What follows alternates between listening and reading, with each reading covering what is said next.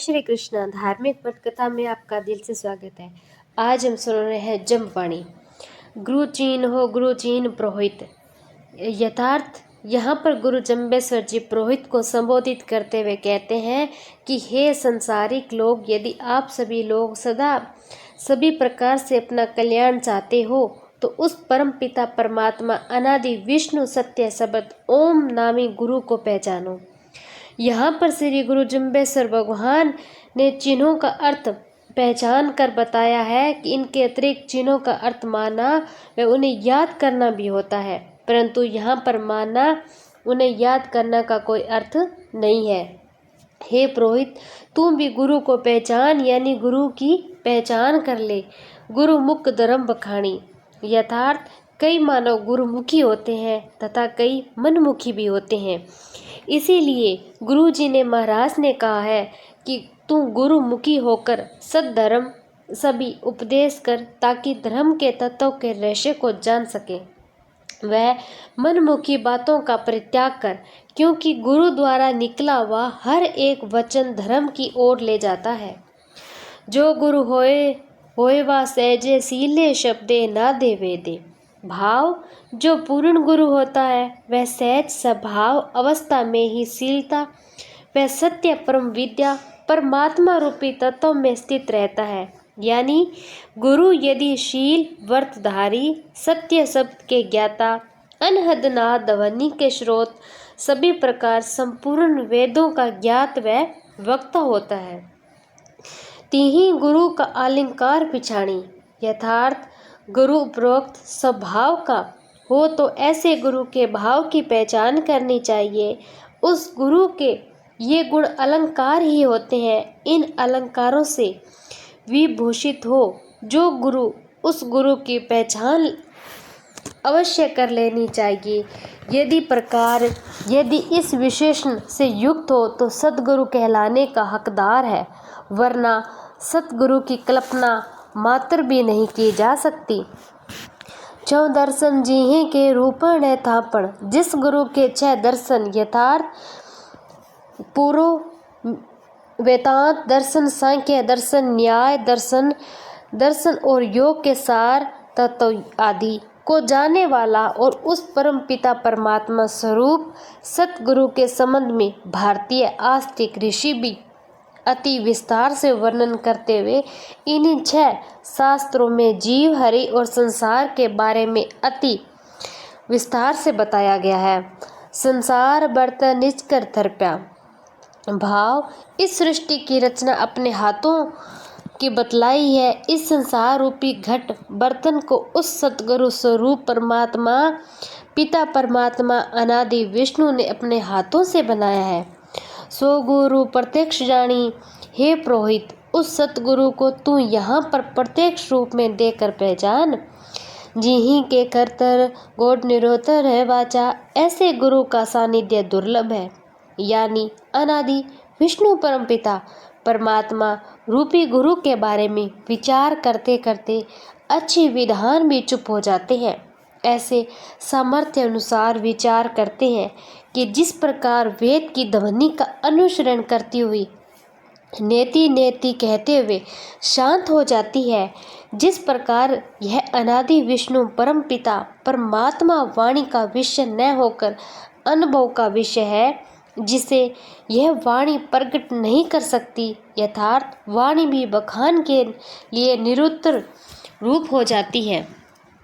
हरिया रुद्र ऐसा माणी वह अनादि विष्णु परमपिता परमात्मा जो रुद्र रूप से समाया हुआ है, मानव शरीर में चेतन ज्योति जो कि स्वेत्र सामान्य रूप से समाई हुई है। जिस प्रकार मानव शरीर में रुधिर समान रूप से विद्यमान है।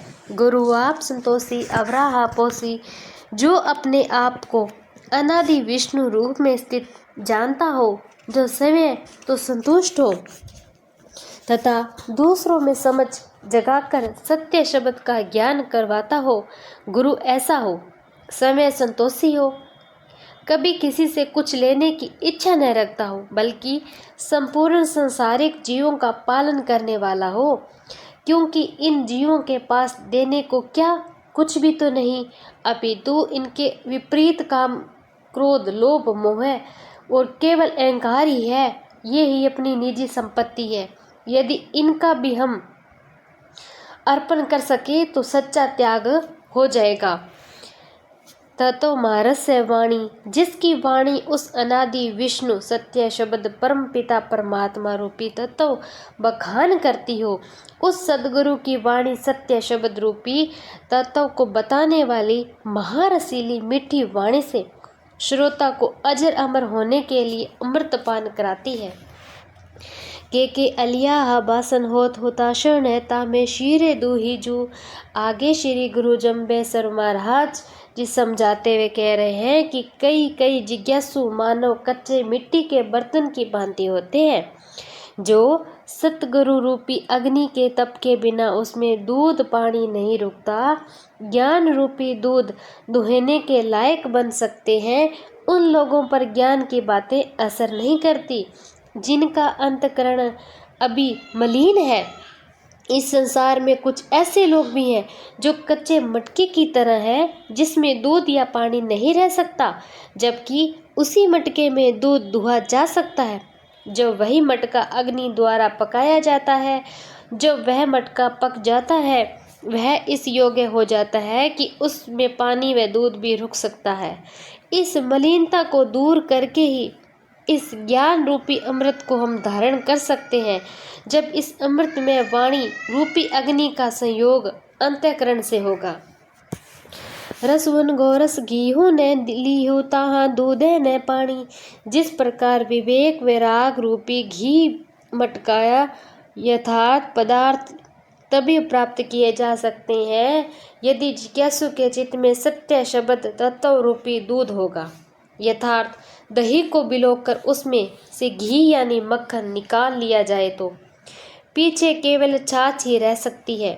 वह ना दूध कहला सकती है और ना ही पानी।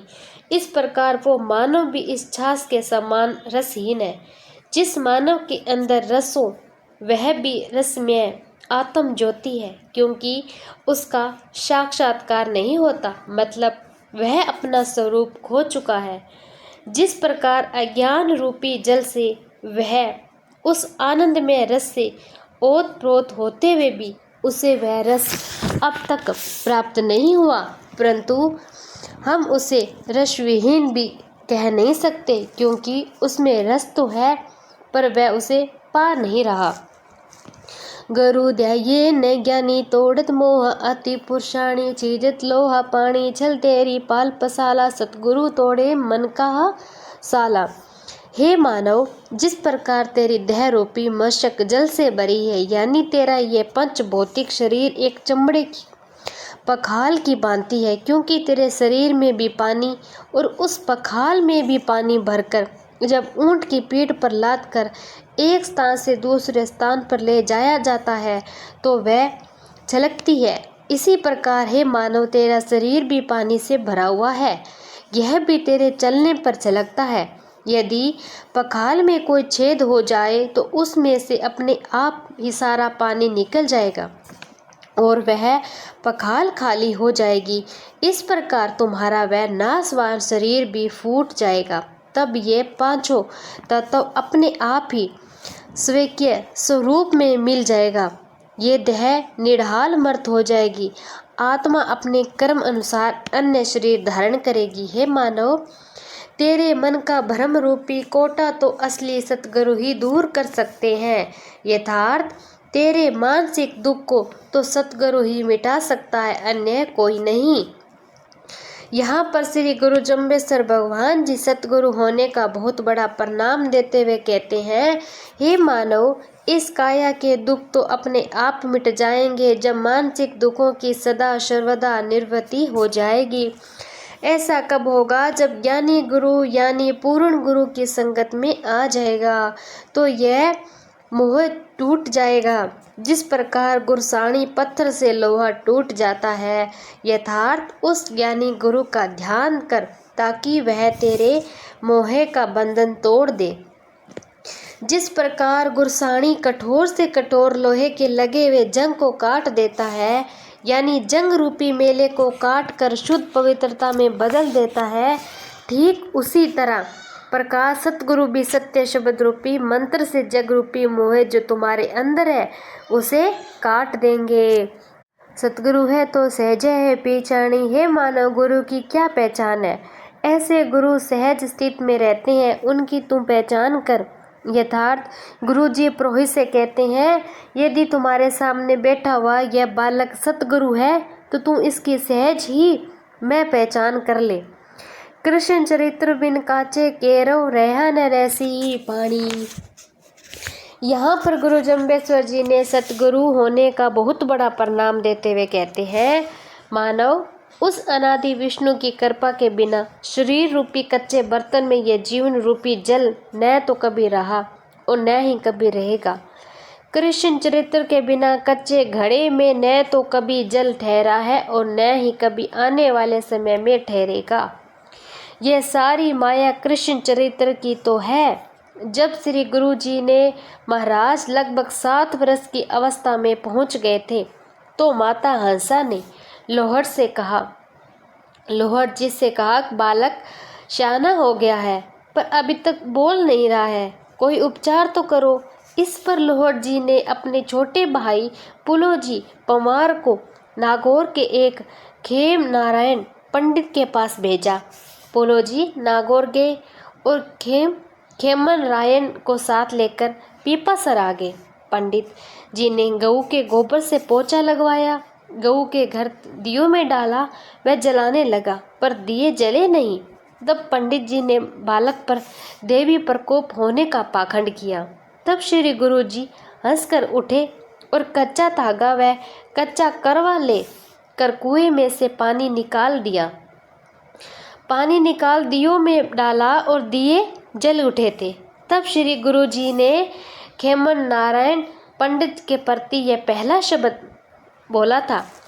एक समय की बात है, श्री गुरु जम्बेश्वर भगवान समरातल दौरे पर विराजमान थे, गौएं चरा रहे थे। उसी समय ग्वाल बाल दौड़कर गुरु जम्बेश्वर के पास आए, कहने लगे, देव जोधपुर राज्य के पशुवन पर इस समय बड़ी विपत्ति आ रही है। ऊंट गऊ आदि पशुधन को डाकू लोग हरण करके जबरदस्ती समरातल दोहरे के नीचे से लेके जा रहे हैं। ये अपनी प्रिय भूमि छूट जाने से, अपने बछड़े पीछे छूट जाने के कारण कष्ट भोग रही है, वियोग में रंभा रही है। आप अपनी सीधी से इन्हें छुड़वाने की कृपा तो कीजिए। इतना सुनते ही गुरुजी सब बालकों इस तरह करुणामयी पुकार पर कहा, आप सब एक जगह होकर बैठो, अपनी अपनी लाठियों पर सवार होकर डाकू के सामने जाओ। ऐसा करने से डाकू लोग भाग जाएंगे। उनकी आज्ञा सुनकर सभी बालकों ने आज्ञा अनुसार कार्य किया तो डाकुओं को बहुत बड़ी सेना आने का दुष्ट दिखाई दिया, जिसकी वजह से डाकू लोग पशुधन छोड़कर भाग गए थे। कुछ समय बाद जोधपुर नरेश के राजकुमार उद्धव जी व विदो जी अपनी सेना लेकर वहीं आ पहुंचे जहां पर पशुधन चर रहे थे। इस तरह अपने संपूर्ण पशुधन को वहां विचरण करता हुआ देखकर आश्चर्यचकित रह गए। तब उन्होंने अपनी सेना सहित समरातल पर जहां ग्वालों से घिरे श्री गुरु जम्बेश्वर जी बैठे थे पहुँचे। चरण दंडवत प्रणाम किया। अपनी जिज्ञासा शांत करने के लिए श्री गुरु जी महाराज के पास बैठकर कहने लगे, हे देव जी, आपने कई बेचारे पशुओं को मुक्ति दिलाकर व हमारे पशुधन को उन लोगों से छुड़वाकर हमें भयंकर युद्ध से बचा लिया। हमारे ऊपर ये बड़ा उपकार किया। इसी के साथ में पहला शब्द यहीं पर समाप्त होता है। अगला शब्द कल मैं आपको सुनाऊंगी। जय श्री कृष्ण।